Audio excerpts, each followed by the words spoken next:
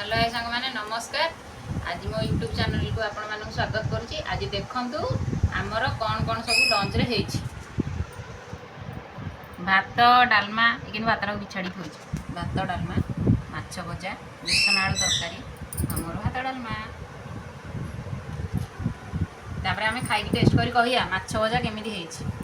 fast भात डालमा टिके गोळेई दवा गोळेई की तापर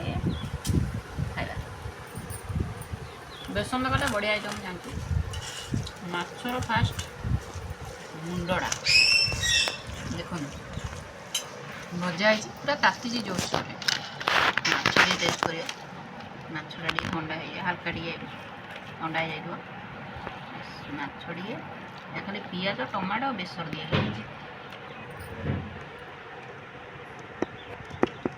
पूरा बढ़िया है एक नंबर और बेसन तो काटिए टेस्ट कर गोल